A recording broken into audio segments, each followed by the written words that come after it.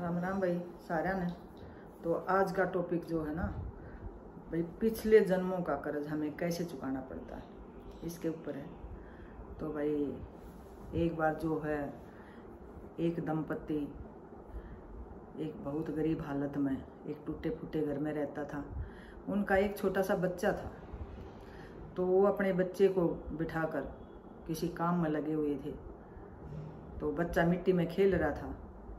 तो उसी समय उस बच्चे के सामने आकर एक नाग देवता अपना फन फैलाकर बैठ गया। जैसे ही बच्चे के माँ बाप की नज़र उस बच्चे पर पड़ी तो उन्होंने देखा कि उसके सामने एक बहुत बड़ा नाग फन फैलाकर बैठा है और बच्चा बार बार मिट्टी से उस पर प्रहार कर रहा है, मिट्टी फेंक रहा है उसकी तरफ। और बार बार जो नाग देवता है ना, अपना फन नीचे करके उस बच्चे को देख रहा है, अपना फन फैलाकर बार बार उस फन को नीचे करके बैठ जाता है।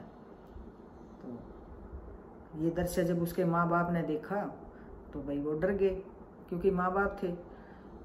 तो वे जोर जोर से चिल्लाने लगे, बचाओ बचाओ बचाओ, वे बच्चे को बचाओ। तो उसी समय वहाँ पर भीड़ इकट्ठी हो गई। तो वहाँ पर कोई ऊंट बैलगाड़ी वाला आया हुआ था और उसके साथ एक तीर कमाने की विद्या जिसको आती थी वो उसके साथ में था। तो वो भी वहाँ पे आ गया और तीर चलाने वाला कहने लगा कि सांप को तो मैं मार दूंगा, क्योंकि मुझे निशाना चलाना आता है, निशाना लगाना आता है, लेकिन ये गारंटी नहीं है कि अगर मेरा निशाना चूक गया तो बच्चे को भी नुकसान हो सकता है, चोट लग सकती है। अगर आप मुझे इजाज़त दें तो मैं निशाना लगा सकता हूँ, तो मेरे को दोष ना दें अगर बच्चे को कोई चोट लग जाए तो उनके पास और कोई रास्ता नहीं था, क्योंकि अगर वो उसको इजाज़त नहीं देंगे तो सामने सांप खड़ा है।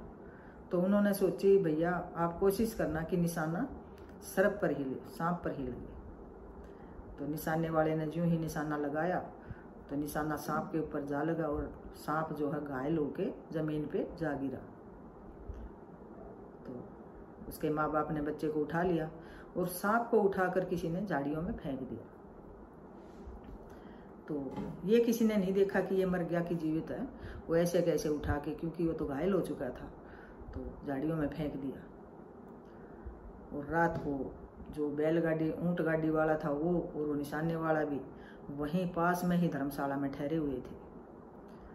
तो जब रात को सर्प को थोड़ा सा होश आया और वो ठीक अवस्था में हुआ तो उसने देखा कि जिसने मुझे मारा है, तीर चलाया है मुझ पर, वो भी यहीं पे सोया हुआ है, तो मैं उसको छोड़ूंगा नहीं, अपना बदला लूँगा।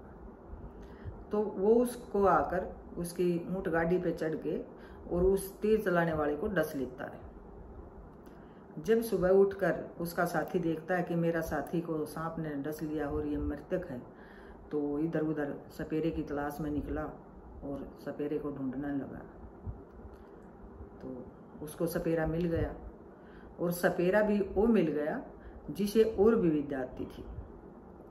तो सपेरा आया, उसने बीन बजाई, उसी सांप को बुलाया तो सांप सामने आ गया, क्योंकि बीन बजाने से सांप को आना पड़ता है।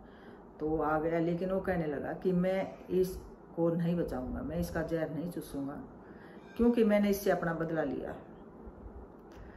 तो वो तीर चलाने वाला कहने लगा कि इसने आपका क्या बिगाड़ा है। वो कहने लगा कि मैंने इसका क्या बिगाड़ा था, मैं हम तो अपना पिछले जन्म का लेन देन का हिसाब किताब चल रहा था हमारा। तो मैंने कभी इस बालक से 300 रुपये कर्ज लिया था और मैं चुका नहीं पाया, मेरी मौत होगी। तो अब मैंने इस बालक को देखा तो मैं इसके सामने आकर बार बार अपनी गलती को स्वीकार कर रहा था और ये बार बार मुझे धिक्कार रहा था कि जा तू बेईमान है, तूने मेरा कर्जा नहीं चुकाया। ये मुझे मिट्टी डाल डाल कर बार बार मुझे धिक्कार रहा था और मैं बार बार नीचे फन करके अपनी गलती को स्वीकार कर रहा था। तो ये हमारे बीच में क्यों आया, हमारा तो लेन देन का हिसाब किताब चला हुआ था। तो वो कहने लगा कि हे नाग देवता, आप इसे माफ़ करें, इसे क्या पता था, इसने तो सिर्फ बालक की रक्षा करने के लिए ये काम किया था। तो नाग देवता कहने लगा फिर एक ही शर्त पे मैं इसका जहर चूस सकता हूँ कि ये मुझे 500 रुपये इस बालक के माँ बाप को दे, 300 जो मैंने इनसे कर्ज लिया था और 200 जो ब्याज था, वो मेरा कर्ज चुकता हो जाएगा। तो मैं इसका जहर चूस के इसे ठीक कर सकता हूँ, मैं भी कर्ज से मुक्त हो जाऊँगा और ये भी जीवित हो जाएगा। तो ये शर्त अगर इसे मंजूर है तो मैं इसका जहर चूस सकता हूँ और इसे ठीक कर सकता हूँ। तो जैसे ही ये बात सुनी तो जो उसके साथ वाला मित्र था उसने 500 रुपये निकाले अपनी जेब से और उस बच्चे के माँ बाप को दे दिए। तो नाग देवता ने उसका जहर चूस के उसे ठीक कर दिया। तो नाग देवता का भी कर्ज चुकता हो गया, भाई उसकी भी जान बच गई।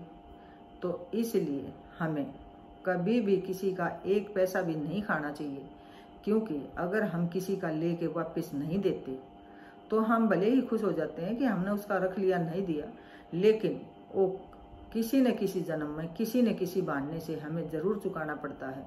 इसीलिए हमने कभी भी किसी का खाने की नहीं सोचनी चाहिए। जिसका भी लिया है वो सूद समेत हाथ जोड़कर उसका वापस लौटा दें, वरना ये जन्मों जन्म तक हमारे साथ चलता रहता है और फिर भी पीछा नहीं छूटता, वो चुकाना ही पड़ता है। तो इसलिए भैया हमने कभी भी किसी का नहीं खाना चाहिए, रखना चाहिए। चलता है देना लेना, दे लेते हैं, लेकिन मेहनत करके उसका वापस भी चुका देना चाहिए, जो कि हम इस दोष से मुक्त रहें। तो भाई आज के लिए यही, राम राम।